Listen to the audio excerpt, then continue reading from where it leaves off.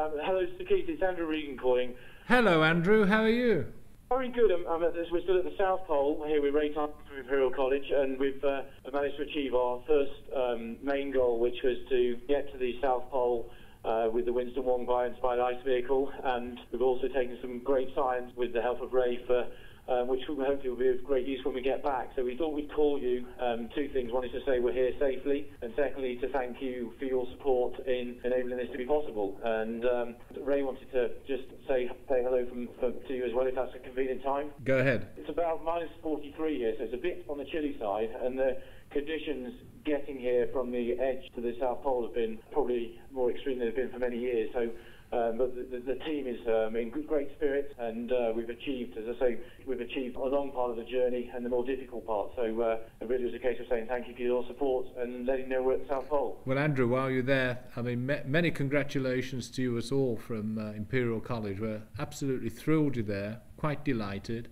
It's minus 43 there, but you probably feel a bit warmer than we feel here in London, where it's only minus 2, but we're less well equipped. But just a terrific achievement. We're absolutely delighted. Just a couple of bits of information which people will be really interested in here, like how far have you travelled and how much sleep have you had, and a couple of bits of statistic like that. We've travelled about approximately 1,500 kilometres, because the first part of the journey was we had to move around quite a lot of heavy snow, so that was unexpected. It's taken us about 107 hours to get here, which is our previous record was 69, approximately 70 hours. So we've had 30 hours of extra downtime. We've had more breakdowns.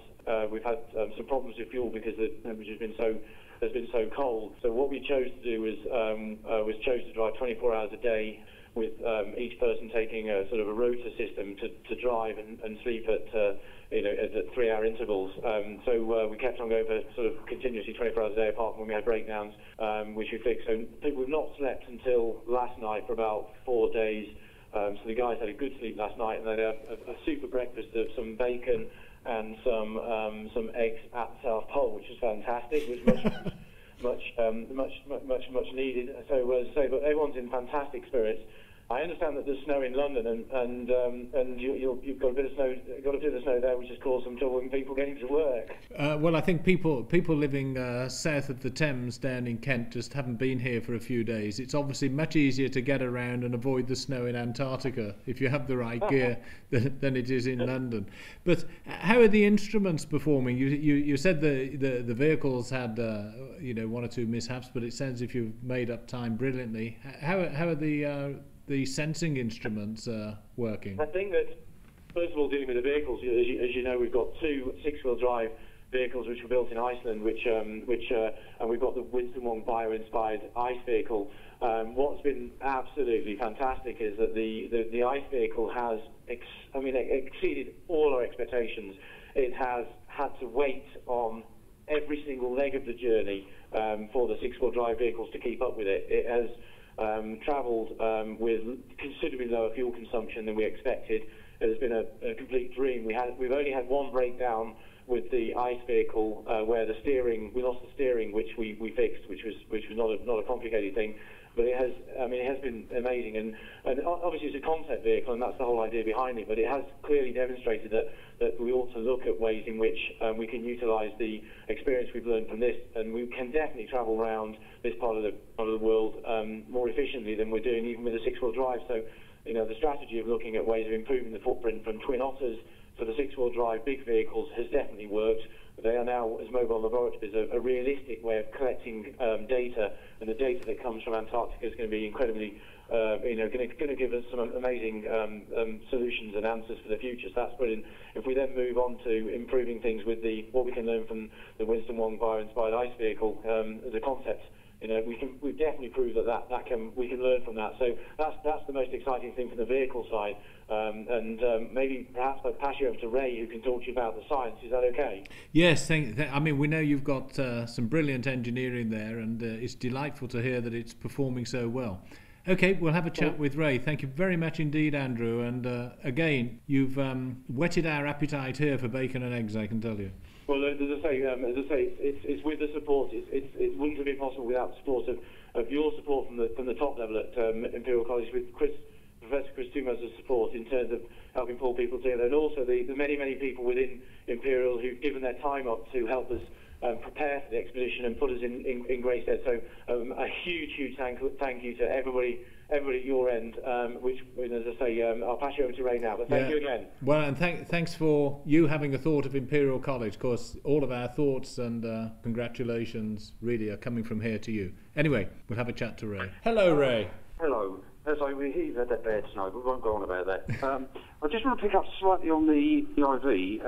Andrew said it about the performance, the fuel economy. The actual ground impact of it was minimal. Where our six-wheel drives were cutting through like 9 inches to 12 inches of snow, the IV less than an inch. Now, that was the astounding thing about that. I'm sure there's people with their pens at the ready doing the calculations of the drag on those vehicles, you know, as you speak. But that's just terrific. We found it astounding that it was doing that, and the fact that we thought this could be brilliant for crevasse rescue situations. Fly straight over them, no problem at all. Moving on, we used a ground penetrating radar as well in the crevasse field, and it did pick up on certain crevasses, which was useful, and it gave us some interesting ways round a particular crevasse.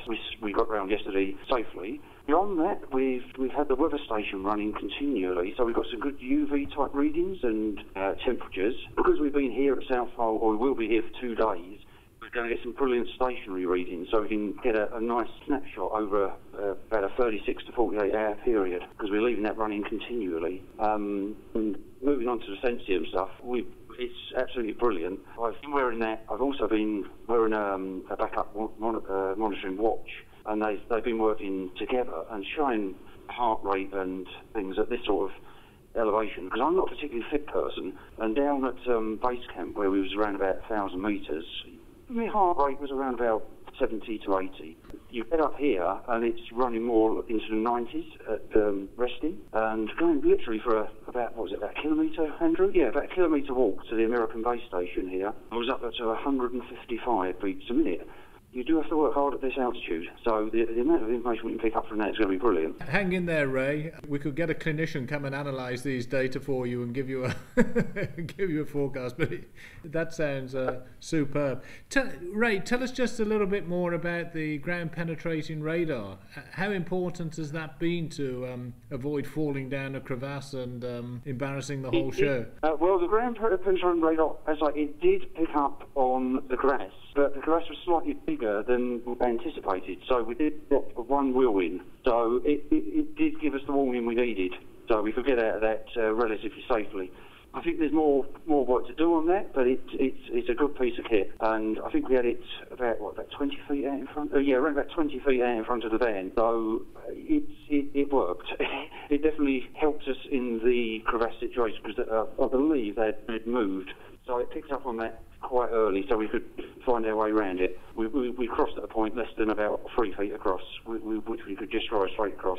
We had to drive a couple of kilometres along the length of it to get round it. So it was an interesting situation. So what are you going to do with the rest of the day, the night or the afternoon, or I guess it doesn't make a lot of difference there, does it? Well, it does, because we're remaining on Chilean time, but the American base station is working on New Zealand time, so they're around about 16 hours ahead of us. We have been invited over at 5 o'clock Chilean time today, so that's in about 3 hours. And we're going to have the station tour and, a little few questions with the base commander, answer whatever they want to know about it. Because I was very interested when we turned up yesterday. Basically, probably half the station turned up on and off to come and see the vehicles.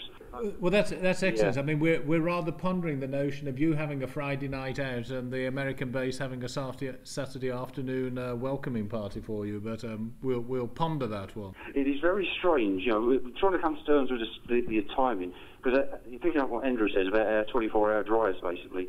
Last night was the first time we got a proper sleep, and I think I managed about 11 hours, sort of making up for lost time. I think you can manage about an hour or two in the truck on the back seat when you're rotating drivers, but it's not almost restful sleep. It gets you over the hump, so you can do more.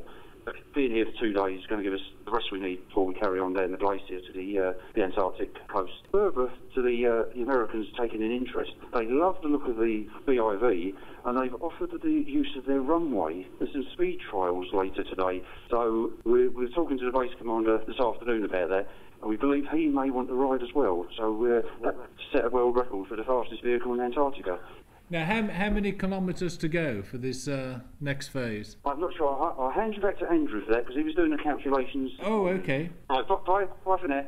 Bye, Ray. Hello, Sir Keith. Hello, Andrew. We were wondering how far to go, how many kilometres still to go? We've got about the same again. We've got about approximately 1,200 kilometres left to go. Depends. What we've got to do is we've got to look at the fuel calculations.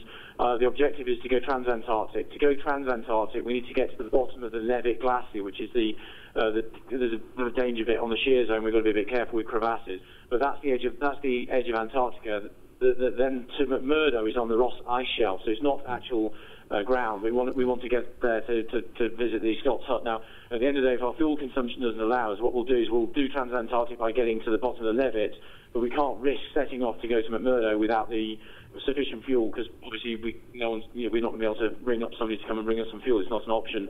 But so we're working the calculations out now. All people here are very interested in the Winston Wong-Byron-inspired ice vehicle, and they've sort of suggested we might be able to try and set a world record here. So that would be amazing. We're going to do that this afternoon. And if you had to make a prediction, how fast do you think you might, what speed do you think you might reach down the US ice strip there? I reckon I'm going to go for 65 to 70 kilometres. We might do faster than that because it's totally flat, and but it should be amazing. So it will have achieved more than we think in terms of showing that as a concept vehicle we can cross Antarctica, which is brilliant. And secondly, if we can set a world record on Antarctic, which is fantastic. Good. Well, we'll await with interest the news on what you managed to achieve there. Are you picking up anything at the base, provisions or anything, or you 100% equipped? We're absolutely in good shape with regards to the preparation and planning of the trip in terms of sort of what I would call the essentials of the equipment, both personal equipment, tents, heat, fuel, food, and that sort of thing. So we're definitely okay there. As I say, we're definitely okay with the breadth of team in terms of, Ray's been amazing, and it's not his environment fantastic. The guys from Iceland have been fantastic. The team. So we're in great shape. We really are, Sir Keith, and we're so excited to be here. And we're all absolutely elated, and that's why we're so excited about giving you a call to say, that we've got to this stage.